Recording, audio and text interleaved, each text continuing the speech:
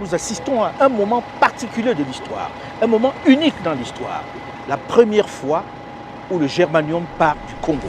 Alors, en quoi ce moment est-il unique? Il est unique d'abord par l'importance que revêt ce minerai, le germanium. Ce métalloïde rare est plus qu'un simple matériau. Il est la clé des technologies de pointe. Dans les secteurs militaires, aérospatiaux ou encore les télécoms, le germanium est au cœur des innovations qui façonnent le futur. Il alimente les cellules solaires de satellites, les systèmes de vision nocturne pour la défense et garantit la transmission rapide des données via la fibre optique.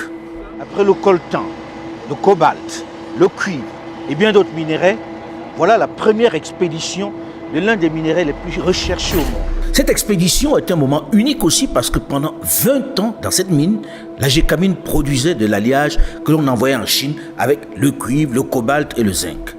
C'est là-bas qu'il faisait la séparation, ce qui diminuait considérablement les revenus. Cette fois-ci, et c'est cela la révolution dont on doit être fier aujourd'hui, même si l'on fait beaucoup de reproches justifiés à la Gécamine, il faut saluer le fait que c'est entièrement sur place, avec sa filiale STL à Lubumbashi, que l'on produit ce concentré de germanium qui prend la route aujourd'hui. Et autre révolution, autre nouveauté notable, pour passer du brut d'hier au concentré d'aujourd'hui, il a fallu investir plus de 70 millions de dollars américains. Des fonds qui, chose très rare cette fois-ci, sont venus entièrement du Congo. La Gécamine a apporté plus de 50% en fonds propres de ce montant et quelques banques locales ont apporté le reste. Chose exceptionnelle dont la Gécamine n'a pas eu recours aux prêts léonins traditionnels.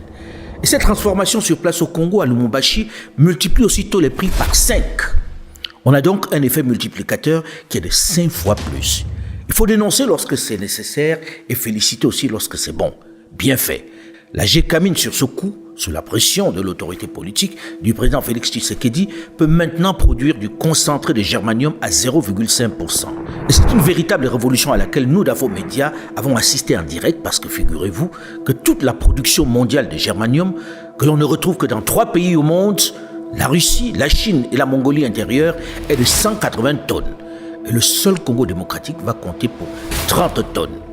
Une manne considérable lorsque l'on sait que la tonne de germanium sur le marché vaut 2 200 000 $ pour l'instant.